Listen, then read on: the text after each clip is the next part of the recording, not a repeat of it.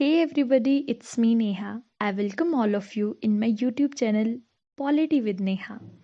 In this YouTube channel, I'll teach you Indian polity, which is very important part of competitive exams. And at the end of each of my videos, I'll put 10 MCQs questions, which is also very important for all the competitive exams. So I'll start with Constitution of India और making of the constitution यानी भारत का संविधान. सो इस video में मैं आप लोगों को कॉन्स्टिट्यूशन की बेसिक नॉलेज प्रोवाइड करूंगी. So let's get started.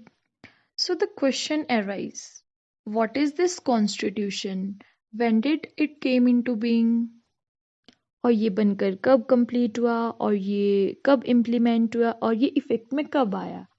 तो बहुत सारे क्वेश्चंस हैं. तो सबसे पहले मैं आप लोगों को बताती हूँ कि आखिर ये कॉन्स्टिट्यूशन यानी संविधान है क्या.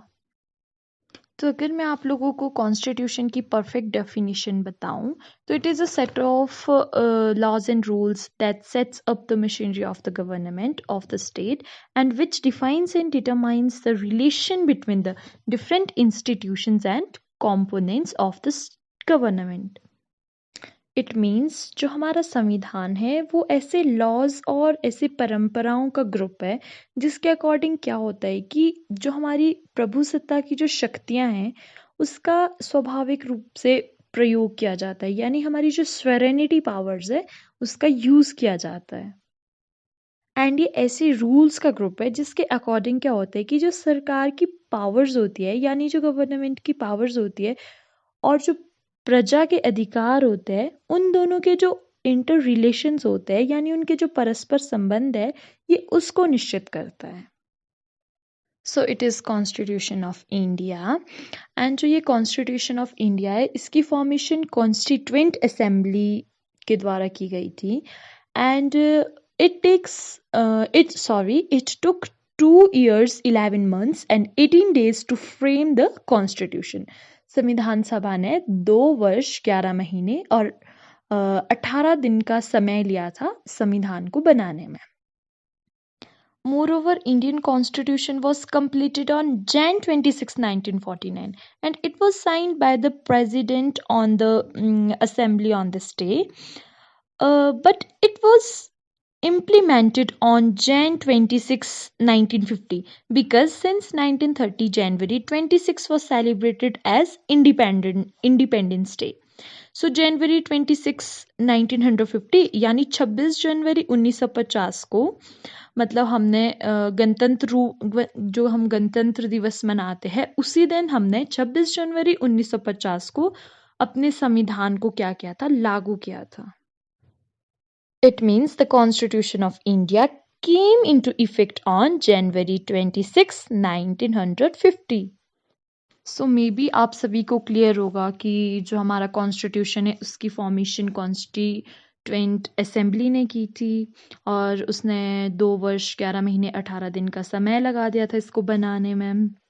और ये बनकर तो 26 ऑफ नवंबर 1950 में 49 में तैयार हो गया था, लेकिन इसको जो इम्प्लीमेंट था वो 26 ऑफ जनवरी 1950 में किया गया था. इसके पीछे का रीज़न भी मैंने आप लोगों को बता दिया है.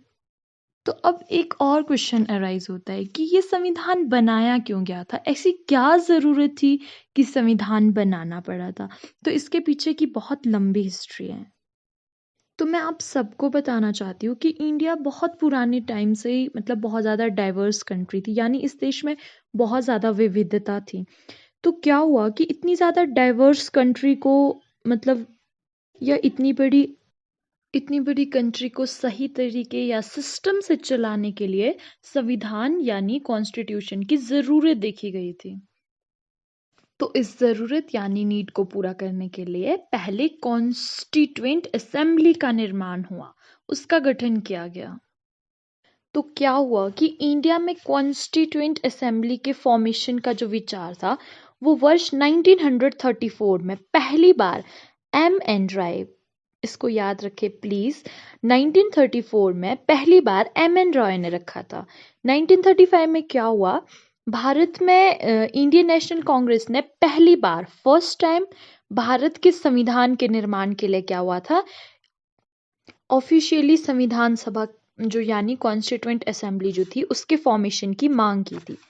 तो 1938 में भारतीय राष्ट्रीय कांग्रेस यानी इंडियन नेशनल कांग्रेस की उनकी ओर से पंडित जो जवाहरलाल नेहरू थे उन्होंने एक घोषणा की कि जो इंडिपेंडेंट इंडिया होगा, स्वतंत्र भारत के जो संविधान है उसका जो निर्माण होगा वो वयस्क मताधिकार यानी जो अडल्ट फ्रेंचाइज है उसके आधार पर जो चुनी गई संविधान सभा है उसके द्वारा किया जाएगा और इसमें कोई भी आउटर इंटरफेरेंस नहीं होगा। तो नेहरू जी की इस मांग को जो ब्रिटिश सरकार ने संवैधानिक रूप से स्वीकार किया था, यानी प्रिंसिपल रूप से एडॉप्ट किया था। इसे 1940 के अगस्त प्रस्ताव यानी अगस्त ऑफर ऑफ 1940 के नेम से भी जाना जाता है। अगर हम बात करें composition of the constituent assembly या अगर संविधान सभा के निर्माण की, तो संविधान सभा का जो निर्माण है, महात्मा गांधी ने भी 1922 में संविधान सभा की मांग की थी। इंडियन नेशनल कांग्रेस ने 1934 में संविधान सभा की स्थापना की मांग की थी। ऑफिशियल रूप से संविधान सभा का गठन जो कैबिनेट मिशन योजना थी उसकी सिफारिशों के आधार पर 1946 में किया गया था। तो उस टाइम जो संविधान सभा थी उसके सदस्यों की जो संख्या थी वो 389 थी। इसमें से जो 292 सदस्य थे उनका चुनाव अप्रत्यक्ष रूप से यानी इनडायरेक्ट फॉर्म में ब्रिटिश भारत के जो प्रांतों की विधान सभाएं थी उनके सदस्य द्वारा किया गया। It means 292 seats were to be allotted to British India and 93 seats to the princely states.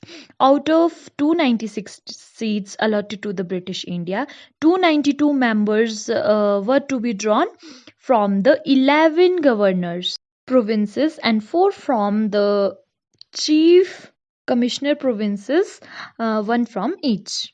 यानी 93 जो सदस्य थे वो रियासतों के जो शासक थे उनके द्वारा नामांकित किए गए। 4 सदस्य जो थे वो ब्रिटिश चीफ कमिश्नर प्रांतों से थे। और जो ये संविधान सभा थी ये जो भारत के जो लोग थे उनके द्वारा इनडायरेक्ट फॉर्म में मतलब इलेक्ट की गई एक संस्था थी। संविधान सभा में भारत के सभी वर्गों के लोग थे और संविधान सभा ने इसमें 8 प्रमुख समितियों का गठन किया था। संविधान सभा में निर्णय आमतौर पर जो होते थे वो सर्वसम्मति से लिए जाते थे और संविधान सभा की जो प्रारूप समिति थी उसने 4 नवंबर 4 ऑफ नवंबर 1948 को जो भारतीय संविधान उसका जो प्रारूप था वो संविधान सभा में पेश किया था। इन 7 जो ये सदस्यों वाली समिति थे उसके अध्यक्ष जो थे वो डॉक्टर भीमराव अंबेडकर थे। ये क्वेश्चन ऑलवेज रिमेम्बर रखना है कि जो संविधान सभा की जो प्रारूप समिति थी यानी जो ड्राफ्टिंग कमेटी थी उसने जो संविधान का जो प्रारूप था वो संविधान सभा में पेश किया था। कब पेश किया था? ये डेट है 4 ऑफ नवंबर 1948। जो कॉन्स्टिट्यूएंट असेंबली के लिए जो इलेक्शंस थे वो जून जुलाई 1946 में हुए थे। ब्रिटिश भारत के लिए जो सीटें आवंटित थी वो 296 सीटें थी। इस चुनाव में जो भारतीय राष्ट्रीय कांग्रेस को मतलब कितनी थी 208 सीट्स थी और मुस्लिम लीग को 73 थी और जो छोटे समूह और जो स्वतंत्र सदस्य थे उनको 15 सीटें मिली। हालांकि देसी रियासतों को जो आवंटित जो सीटें थी उसमें 98 सीटें जो थी वो भर नहीं पाई थी क्योंकि उन्होंने खुद को संविधान सभा से अलग रखने का निर्णय लिया था। So this was all about Constituent Assembly. So now I'll talk about committees of the Constituent Assembly यानी संविधान सभा की समितियां। तो जब संविधान सभा कॉन्स्टिट्यूशन की फॉर्मेशन में लगी हुई थी तो उस टाइम जो संविधान के विभिन्न डिफरेंट वर्क्स को पूरा करने के लिए संविधान सभा ने बहुत सारी समितियों का गठन किया था यानी बहुत सारी कमेटीज बनाई थी। तो इसमें 8 बड़ी कमेटीज थी और बाकी छोटी। तो इन समितियां जो ये समितियां हैं और इनके अध्यक्ष बहुत ज़्यादा इंपॉर्टेंट है। बहुत बार ये कॉम्पिटिटिव एग्जाम्स में रिपीट हुए हैं तो प्लीज़ इनको याद रखें। तो first is union powers committee. यानी संघ शक्ति समिति, इसके अध्यक्ष जवाहरलाल नेहरू थे। यूनियन कॉन्स्टिट्यूशन कमेटी, इसके अध्यक्ष भी जवाहरलाल नेहरू थे। Third is provincial constitution committee, यानी प्रांतीय संविधान समिति, इसके अध्यक्ष सरदार वल्लभ भाई पटेल थे। फोर्थ इज ड्राफ्टिंग कमेटी, यानी प्रारूप समिति, इसके अध्यक्ष डॉक्टर भीमराव अंबेडकर थे। Fifth is advisory committee on fundamental rights, minorities and tribal and excluded areas, यानी मौलिक अधिकारों, अल्पसंख्यकों और जनजातियों और जो बहिष्कृत क्षेत्र होते हैं उनके लिए सलाहकार समिति थी, यानी परामर्शदाता समिति भी हम इसको बोलते हैं। तो इसके जो अध्यक्ष थे वो थे सरदार वल्लभ भाई Patel.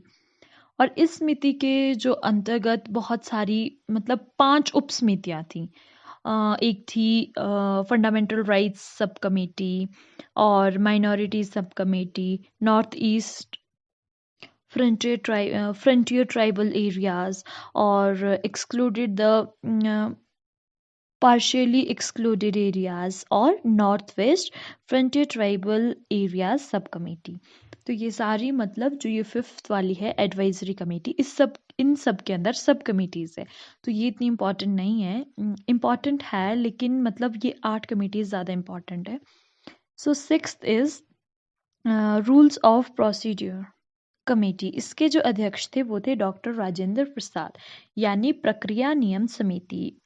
Seventh is states committee, यानी राज्यों के लिए जो समिति थी, इसमें राज्य से समझौता करने वाली ये समिति थी। इसके अध्यक्ष जवाहरलाल नेहरू थे। एंड स्टीयरिंग कमेटी, और इसके जो अध्यक्ष थे वो डॉक्टर राजेंद्र प्रसाद थे, यानी संचालन समिति। इन 8 कमिटीज में से सबसे ज़्यादा इम्पॉर्टेंट कौन सी थी? प्रारूप समिति, यानी ड्राफ्टिंग कमेटी। संविधान सभा की जो सारी समितियाँ है इसमें सबसे ज़्यादा इम्पॉर्टेंट थी प्रारूप समिति। और इसका जो फॉर्मेशन थी वो कब हुई थी? 29 ऑफ अगस्त 1947 में हुई थी। ये वो समिति थी जिससे नए संविधान का प्रारूप तैयार करने की जिम्मेदारी सौंपी गई थी। इसमें 7 सदस्य थे जिसके नाम मैं आपको बताऊंगी। ये बहुत इंपॉर्टेंट है, प्लीज़ इनको याद रखें। First is doctor B.R. Ambedkar, जो इसके अध्यक्ष भी थे प्रारूप समिति के। दूसरे थे N Gopal Swami Ayyangar. Third Alladi Krishna Swami Iyer. Fourth doctor K.M. Munshi. Fifth Syed Mohammad Saadulla. Sixth N Madhav Rao. Seventh T.T. Krishnachari. And Dr. Ambedkar was the chairman of drafting committee. And drafting committee जो थी उसने जो भारत का कॉन्स्टिट्यूशन का उसका पहला भारत के कॉन्स्टिट्यूशन का पहला ड्राफ्ट तैयार किया था और इसको फरवरी 1948 में प्रकाशित किया गया था। एंड जो भीमराव अंबेडकर थे उन्होंने जो सभा थी उसमें 4 नवंबर 1948 को संविधान का जो था वो अंतिम प्रारूप पेश किया था। So that's all in today's video. In my next video, I'll continue with enactment of the Constitution. So please stay tuned. And if you all like my video, please share it, like this, and don't forget to subscribe the channel. Also, don't forget to clicking the bell icon. Thank you so much.